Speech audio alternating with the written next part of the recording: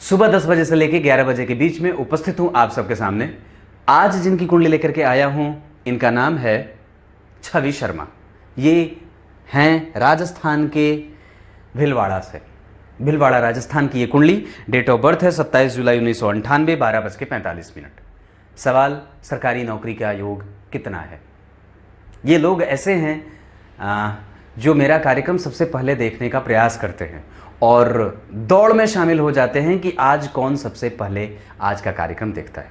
ये बहुत स्नेह देने के लिए सबसे पहले मैं आप लोगों का बहुत बहुत धन्यवाद करता हूं और बहुत ज़्यादा आभार व्यक्त करता हूं। ज़्यादा खुश हूं, ज़्यादा आभार व्यक्त करता हूं। शुरू करते हैं।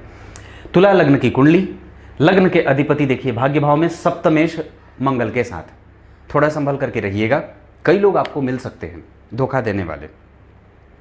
पर तुला लग्न के हो आप, क्रोध ज़्यादा ना करना और शांतचित्त हो करके जीवन को जीने का प्रयास करना। तुला लग्न के लोगों की सबसे बड़ी समस्या है वो कई बार स्वार्थी सोच को लेकर के आगे बढ़ने वाले हो जाते हैं। ऐसा नहीं होना चाहिए। तुला लग्न के हैं आप, एक बात याद रखना कि आप थोड़े से मेहनत से ही काफ़ी कुछ चीज़ें पा सकते हो। ये वायु तत्व का लग्न है जो व्यक्ति को तुरंत ही स्थापना और उसके स्थापित करने में उसका महत्वपूर्ण योगदान हो जाता है। इस राशि का लग्न के अधिपति का भाग्य में जाना और बुध जो कि यहाँ के अधिपति हैं वो लाभ में बैठे हैं, तो भाग्य के अधिपति लाभ में बैठ करके परिवर्तन योग बना है सूर्य और चंद्रमा का।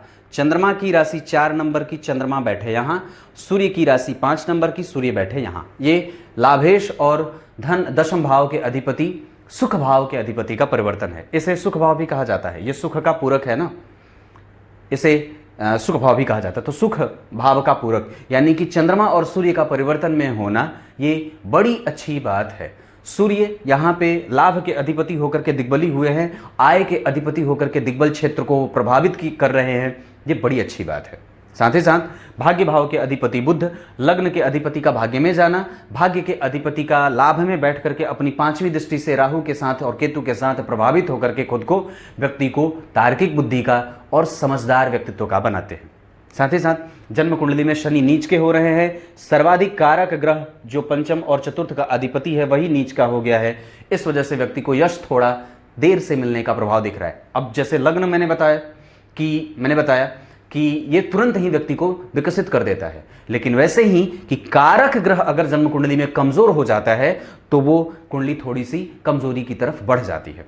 अब ऐसी स्थिति में हमें किसको मनाना है? आपकी कुंडली में सर्वाधिक योग कारक ग्रह के रूप में शनि विद्यमान होते हैं और वही नीच के हो रहे हैं। नौमांश कुंडली में वो शनि जो बैठे हैं वो बैठे हैं 3 नंबर की राशि में प्रतियोगिता करते हुए देखे जा रहे हैं। सूर्य जो है वो 4 नंबर की राशि में, यहाँ पे सूर्य जो है वो नीच के हो जा रहे हैं। व्यक्तित्व को बेहतर बनाना ही होगा, उस पर काम करना ही होगा। आप कमजोर नहीं हो, ये बात हमेशा याद रखना ही होगा। चंद्रमा जो है वो सिंह राशि का निर्माण कर रहे हैं।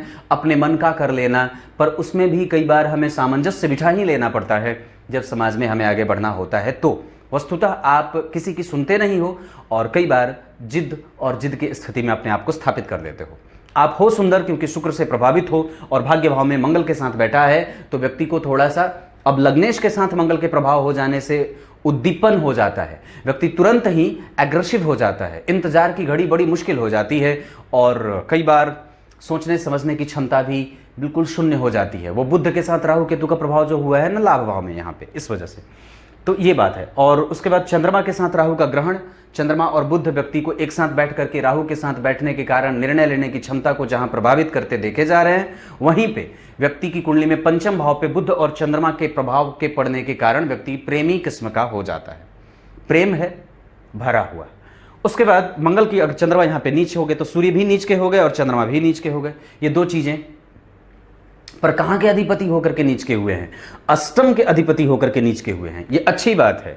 यहां ये कहां के अधिपति होकर के नीच के हुए हैं? तो सप्तमेश नीच का हुआ है। कुंडली मिलाकर के ही विवाह करना होगा, नहीं तो प्रेम की कमी हो जाएगी। कई बार व्यक्ति का पति जो होता है वो थोड़ा रिजर्व रहने वाला मिल जाता है, बातचीत कम करता है। यहाँ मंगल बैठे हैं स्वराशि के होकर के, तो ठीक है।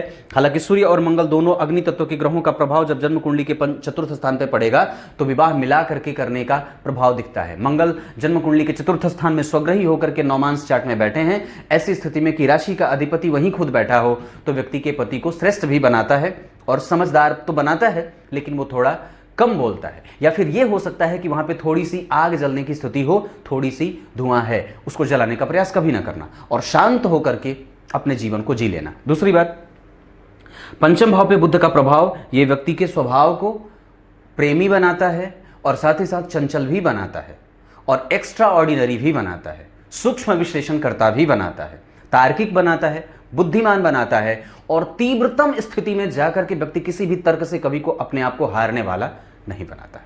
विवाह की स्थिति 2023 में बन रही है, नौकरी सरकारी का योग है, लेकिन दूसरी बात कि जन्म कुंडली में शनि नौकरी के कारक वो नीच के हो गए, उनका नीचत्व भंग भी नहीं हुआ है। नौमांश कुंडली में भी वो प्रतियोगिता भाव में प्रतियोगिता करते देखे जा रहे हैं, लेकिन ये सफलता देने वाले हैं क्योंकि वो मित्र की राशि में बैठे हैं।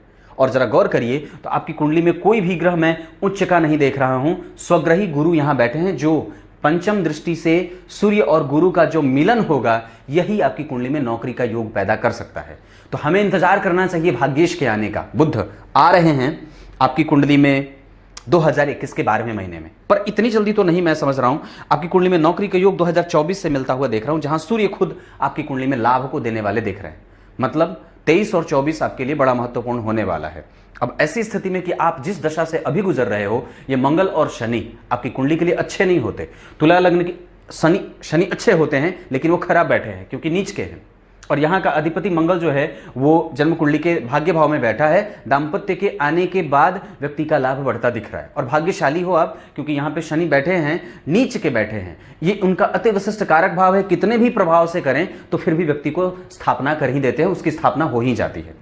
शनि की तीसरी दृष्टि भाग्य भाव पे, 7वीं दृष्टि लग्न पे और 10वीं दृष्टि यहां पड़ रही है, जो कि उनकी खुद की राशि है। ऐसी स्थिति में व्यक्ति के पास सर्वोच्च सुखों का विधाता बनाने वाला और प्रत्येक प्रकार के माता को स्वास्थ्य में कभी कभी समस्या बन सकती है सूर्य की दृष्टि के कारण यहां भी सूर्य की स्थिति है। माता के स्वास्थ्य को लेकर के कभी भी चलायमान और केयरलेस न रहिएगा। पिता के साथ आपके संबंध अच्छे देखे जा रहे हैं, गुरु की दृष्टि है, पिता की स्थिति बढ़िया है, उसमें कोई कमजोरी वाली बात नहीं है। नौकरी भी है, पर अभी आपकी कुंडली में जो दशा चल रही है वो मंगल की चल रही है और ये मंगल, जरा विचार करिए, तुला लग्न की कुंडली के लिए बहुत अच्छे नहीं होते, अभी ठीक नहीं है भाव, लेकिन अंतरदशा के बदलने से काफी कुछ चीजें बदल भी जाती हैं। बुध की अंतरदशा का प्रभाव हमें देखना होगा। उसके बाद शुक्र की स्थिति बड़ी अच्छी रहेगी। जो सबसे अच्छी स्थिति रहेगी वो सूर्य और शुक्र की दशा 23 और 24-25 तक आपको प्रयास कर लेना चाहिए। मंगल के बाद आएंगे राहु, तो लाजवर्त धारण कर लीजिएगा। ऐसे तुला लग्न की कुंडली के लिए लाजवर्त अच्छा है, पहन सकते हैं। पूजा के तौर पे क्या करना चाहिए, आपकी कुंडली में सबसे ज्यादा बजरंगबली की पूजा करो, क्योंकि सप्तमेश और सप्तम भाव ठीक नहीं है। सप्तमेश ठीक है, मंगल है, लेकिन सप्तम भाव प्रभावित हो रहा है क्योंकि वहां पे पंचमेश आकर के नीच के हो गए हैं। प्रेम विवाह में पड़ने की कोई आवश्यकता ज्यादा नहीं है, थोड़ा विचार कर लेना, लेकिन कोई आवश्यक नहीं है। जन्म कुंडली में अगर राशियों के बारे में विचार कर लेता हूं तो मिथुन, उसके बाद सिंह और उसके बाद मकर, ये 2-3 राशियां ऐसी हैं जहां आप विवाह अगर किसी जातक से करना चाहते हो तो बिल्कुल कर सकते हो। विवाह के लिए अगर दिशा की बात कर लेता हूं तो आपकी कुंडली के हिसाब से जो बात बनती है वो उत्तर पूर्व दिशा बहुत अच्छी बनती है। ये बात बड़ी अच्छी बनती है कि आपकी कुंडली में अगर जन्म स्थान से उत्तर पूर्व की दिशा में जाया जाए तो विवाह किया जा सकता है।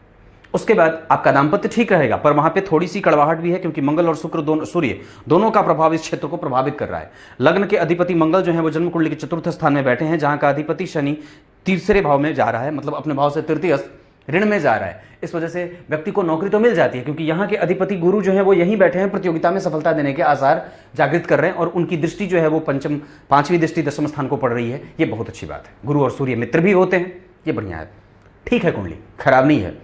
पर कुंडली मिलाकर के विवाह हो, एग्रेसिवनेस कम करी जाए, उस पर काम किया जाए, मति बुद्धि को बदलने से रोका जाए, शिव जी की पूजा करी जाए, बजरंगबली की आराधना करी जाए, हनुमान चालीसा का पाठ करा जाए, दर्शन किया जाए, सूर्य को अर्घ दिया जाए और नित्य किसी मंदिर का दर्शन हो जाए तो ये अच्छी बात है। एक उपाय और है, जरूर संपर्क कर लीजिएगा, कुछ बातें हैं बता दूंगा, आगे स्थितियां ठीक हो जाएंगी। तब तक के लिए नमस्कार करता हूं।